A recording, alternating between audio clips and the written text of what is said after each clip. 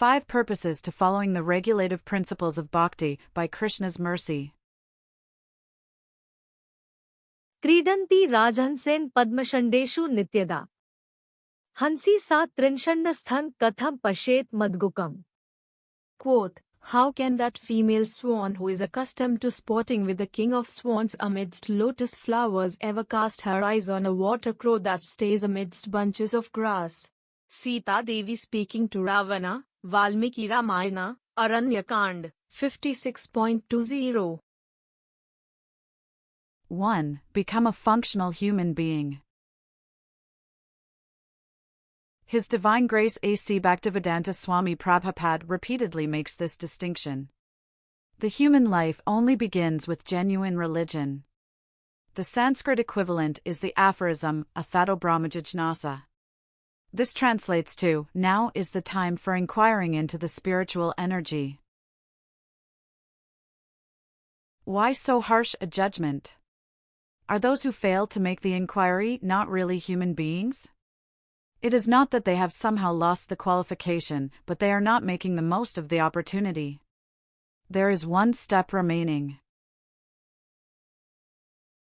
We can think of it like someone sitting behind the wheel of a car, but never starting it. A person puts on a spacesuit, takes a seat inside of the rocket ship, but then never launches. A student enters a classroom, but then listens to music through headphones the entire time instead of following instruction from the teacher. Rather than approach the task blindly, there are recommended systems and procedures for getting familiar with the spiritual side of an existence. The specific system chosen is not as important as making the decision to proceed. Take steps forward. Do not remain in ignorance. Do not sit back and expect everything to transform magically. Within the Bhakti Yoga tradition of spiritual life, there is something known as sadhana.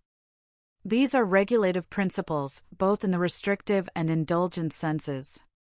Negative and positive. Those things which we avoid, like harmful behaviors and intoxicants. Those things which we follow, like chanting the holy names, associating with saintly people, hearing from authorized literature, and so forth. 2. Think rationally.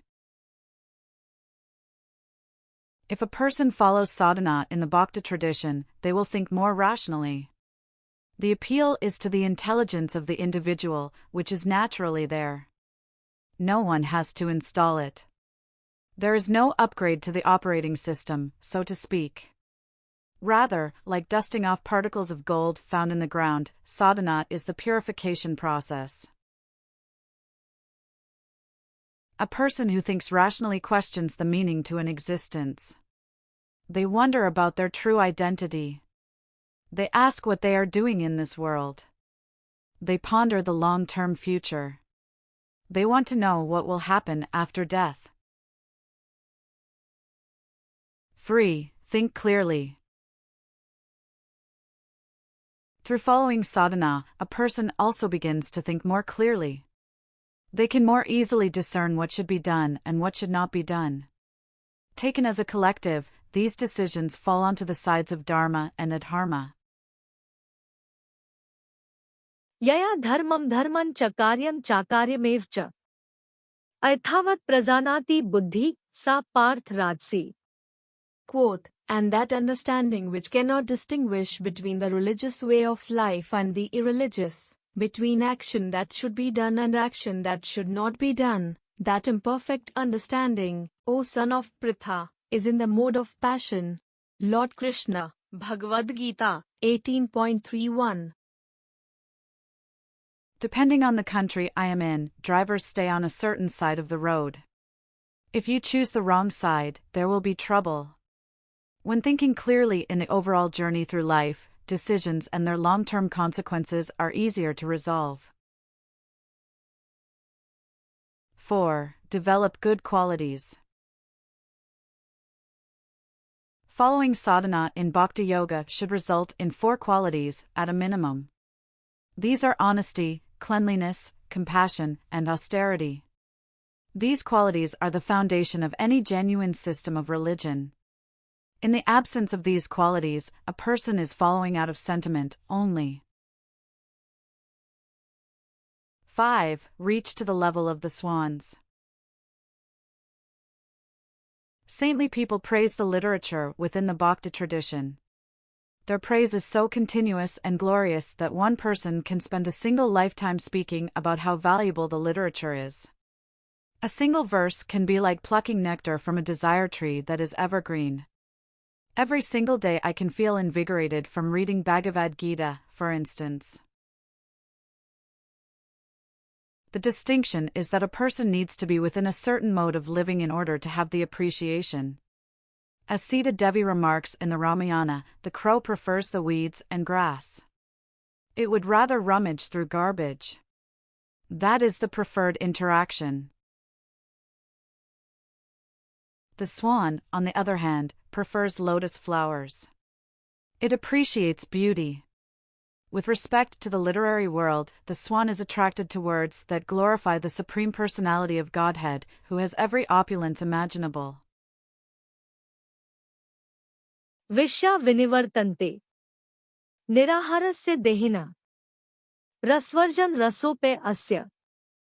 Param drishtva nivartate. Quote, the embodied soul may be restricted from sense enjoyment, though the taste for sense objects remains. But, ceasing such engagements by experiencing a higher taste, he is fixed in consciousness.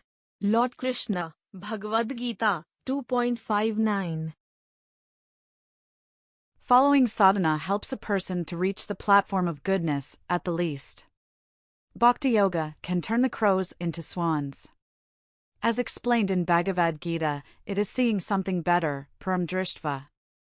Experiencing a higher taste, a person is able to set aside what they were previously interested in, which was doing them no good. In closing, now finally understood. That doing me no good. In association like the crow. Nothing of value to know. From sadhana transformation to see. That more like the swan to be. Where daily his glories singing. Endless joy in that manner bringing.